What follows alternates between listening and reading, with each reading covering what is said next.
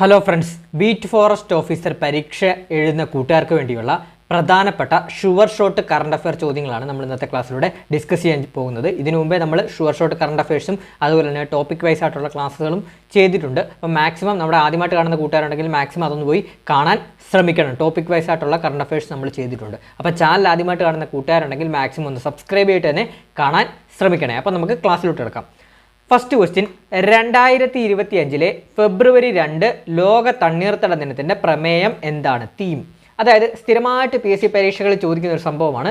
എന്താണ് പ്രധാനപ്പെട്ട ദിവസങ്ങളുടെ പ്രമേയങ്ങൾ സ്ഥിരമായിട്ട് പരീക്ഷയ്ക്ക് ചോദിക്കുന്നതാണ്.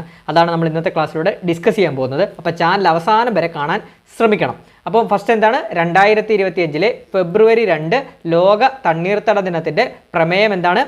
നമ്മുടെ ഭാവിക്കായി തണ്ണീർത്തടങ്ങളെ സംരക്ഷിക്കുന്നു. നമ്മുടെ ഭാവിക്കായി തണ്ണീർത്തടങ്ങളെ സംരക്ഷിക്കുന്നു എന്നതാണ് ലോക തണ്ണീർത്തട ദിനം 2025 പ്രമേയമായിട്ട് വരുന്നത്. സ്ഥിരമായിട്ട് PSC ചോദിക്കുന്നൊരു പ്രമേയമാണ് തണ്ണീർത്തട ദിനത്തിൻ്റെ പ്രമേയം കേട്ടോ. അത് പഠിച്ചു വെക്കണം. ഇംഗ്ലീഷിൽ പറയുകയാണെങ്കിൽ protecting wetlands for our future.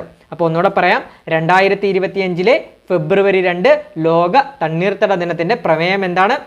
നമ്മുടെ ഭാവിക്കായി തണ്ണീർത്തടങ്ങളെ സംരക്ഷിക്കുന്നു. നമ്മുടെ ഭാവിക്കായി തണ്ണീർത്തടങ്ങളെ സംരക്ഷിക്കുന്നു എന്നതാണ് ലോക തണ്ണീർത്തട ദിനത്തിൻ്റെ 2025 പ്രമേയമായിട്ട് വരുന്നത്. വളരെ ഇമ്പോർട്ടൻ്റ് ആണ്, 1 മാർക്ക് പ്രതീക്ഷിക്കാം. ഇനി അടുത്തൊരു പ്രമേയം, 2025 ലോക വന്യജീവി ദിനത്തിൻ്റെ പ്രമേയം. മാർച്ച് 3 ലോക വന്യജീവി ദിനം. അപ്പോൾ 2025 ലോക വന്യജീവി ദിനത്തിൻ്റെ പ്രമേയം എന്താണ്?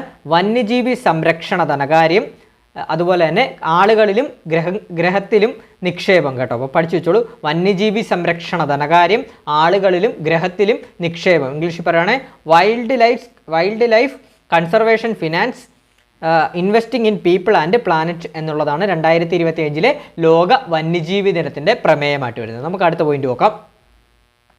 അന്താരാഷ്ട്ര വനിതാ ദിനം. മാർച്ച് 8 അന്താരാഷ്ട്ര വനിതാ ദിനം. നമുക്കറിയാം മാർച്ച് 8 അന്താരാഷ്ട്ര വനിതാ ദിനത്തിൻ്റെ 2025 പ്രമേയം എന്താണെന്ന് നമുക്ക് നോക്കാം.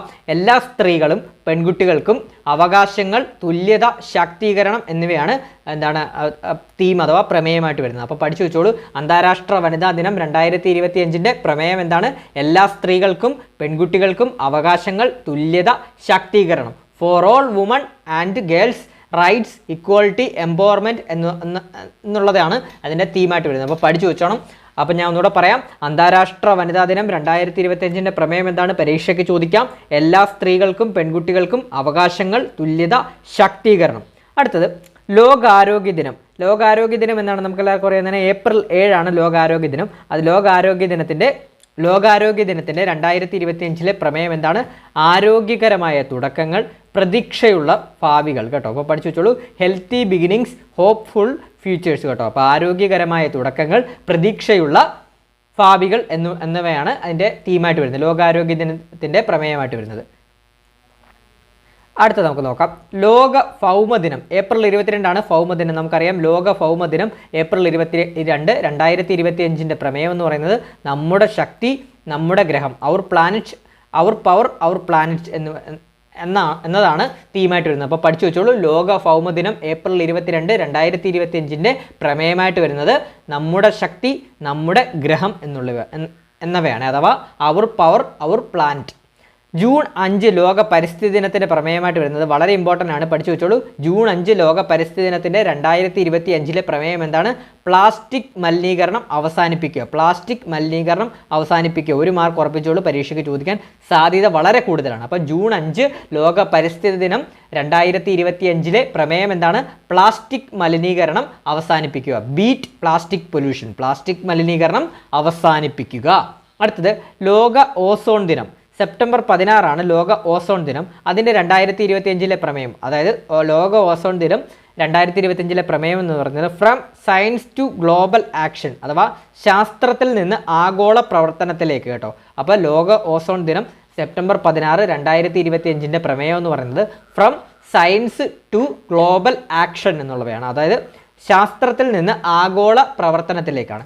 അതുപോലെ തന്നെ 2025 ലോക ക്യാൻസർ ദിനത്തിൻ്റെ പ്രമേയമായിട്ട് വരുന്നത് യുണൈറ്റഡ് ബൈ യുണീക്ക് ആണ് കേട്ടോ. അപ്പോൾ പഠിച്ചു വെച്ചോളൂ. 2025 ലോക ക്യാൻസർ ദിനത്തിൻ്റെ പ്രമേയം എന്താണ്? യുണൈറ്റഡ് ബൈ യുണീക്ക് എന്നുള്ളതാണ്.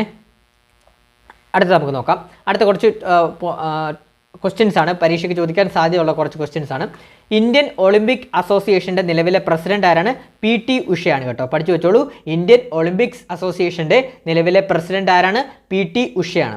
അതുപോലെ തന്നെ കേരള ഒളിമ്പിക് അസോസിയേഷൻ്റെ നിലവിലെ പ്രസിഡന്റ് ആരാണ്? അതുകൂടെ ഒന്ന് അറിഞ്ഞു വെക്കണം, V സുനിൽകുമാറാണ്. രണ്ടും തമ്മിൽ തിരിഞ്ഞു പോലെ ഇന്ത്യൻ ഒളിമ്പിക് അസോസിയേഷൻ്റെ നിലവിലെ പ്രസിഡന്റ് ആരാണ്?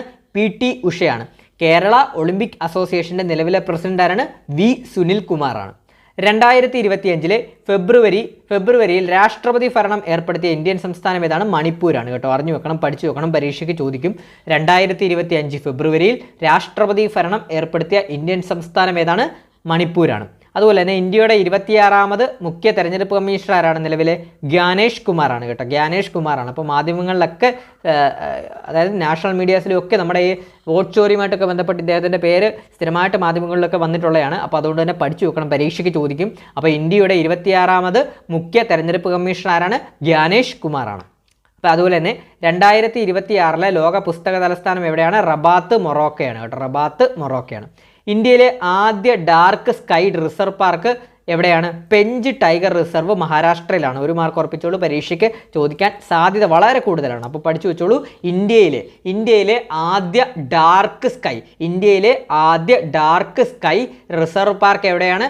Pench tiger reserve Maharashtra, Pench tiger reserve Maharashtra.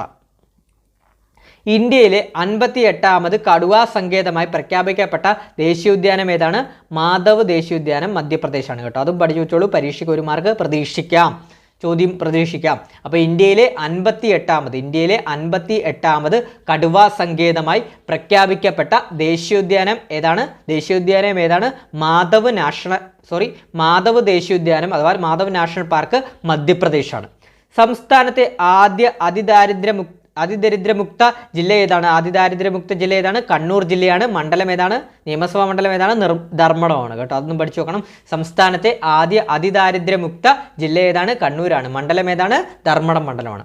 അതുപോലെ തന്നെ 2025 ലോക പരിസ്ഥിതി ദിനത്തിന് ആതിഥേയത്വം വഹിച്ച രാജ്യം ഏതാണ്? സൗത്ത് കൊറിയയാണ് കേട്ടോ, അതോടെ ഒന്ന് പഠിച്ചു നോക്കണം, പരീക്ഷയ്ക്ക് ചോദിക്കും. 2025 ലോക പരിസ്ഥിതി ദിനത്തിന് ആതിഥേയത്വം വഹിച്ച രാജ്യം ഏതാണ്? സൗത്ത് കൊറിയയാണ്. ഇനി നമുക്ക് 71ാമത് ദേശീയ ചലച്ചിത്ര പുരസ്കാരം 2025 പ്രഖ്യാപിച്ചത്, അതൊന്ന് ജസ്റ്റ് ഒന്ന് ഓടിച്ചു നോക്കാം, പരീക്ഷയ്ക്ക് ചോദിക്കാൻ സാധ്യതയുണ്ട്. അപ്പോൾ ജസ്റ്റ് ഒന്ന് ഓടിച്ചു നോക്കാം. മികച്ച ചിത്രമായിട്ട് ഏതാണ് പ്രഖ്യാപിച്ചത്? 12th ഫെയിൽ ആണ്. നമുക്കറിയാം ഹിന്ദി ചിത്രമായിട്ടുള്ള 12th ഫെയിൽ ആണ് മികച്ച ചിത്രമായിട്ട് തിരഞ്ഞെടുത്തത്. മികച്ച നടനാരാണ്? ഷാറൂഖ് ഖാനും അതുപോലെ തന്നെ വിക്രാന്ത് മാസിയുമാണ് മികച്ച നടനായിട്ട് തിരഞ്ഞെടുത്തത്. ഷാറൂഖ് ഖാൻ ജവാൻ എന്ന് പറഞ്ഞ സിനിമയ്ക്കും വിക്രാന്ത് മാസി 12th ഫെയിൽ എന്ന് പറഞ്ഞ സിനിമയ്ക്കുമാണ്. ഇതൊക്കെ നമ്മൾ ഡീറ്റെയിൽ ആയിട്ട് ക്ലാസ് ചെയ്തിട്ടുണ്ട്, അതാണ് ഓടിച്ചു പോകുന്നത് കേട്ടോ. അതുപോലെ തന്നെ മികച്ച നടിയായിട്ട് തിരഞ്ഞെടുത്തത് റാണി മുഖർജിയാണ്. മിസിസ് ചാറ്റർജി വെസസ് നോർവേ എന്ന് പറഞ്ഞ സിനിമയ്ക്കാണ്. മികച്ച സംവിധായകനായിട്ട് തിരഞ്ഞെടുത്ത ആരാണ്? സുദീപ്തോ സെന്നിനാണ്. ചിത്രം ഏതാണ്? ദ കേരള സ്റ്റോറിയാണ്. മികച്ച മലയാള ചിത്രം ഉള്ളൊഴുക്കാണ് കേട്ടോ. സംവിധാനം ക്രിസ്റ്റോ ടോമിയാണ് കേട്ടോ, പഠിച്ചു വെച്ചോളൂ. 71ാമത് ദേശീയ ചലച്ചിത്ര പുരസ്കാരം 2025 മികച്ച മലയാള ചിത്രം ഏതാണ്? ഉള്ളൊഴുക്കാണ്. സംവിധായകൻ ആരാണ്? ക്രിസ്റ്റോ ടോമിയാണ്. മികച്ച സഹനടനായിട്ട് തിരഞ്ഞെടുത്തത് വിജയരാഘവനെയാണ് കേട്ടോ. മലയാളത്തിൽ നിന്ന് മികച്ച സഹനടനായിട്ട് തിരഞ്ഞെടുത്തത് ആരാണ്?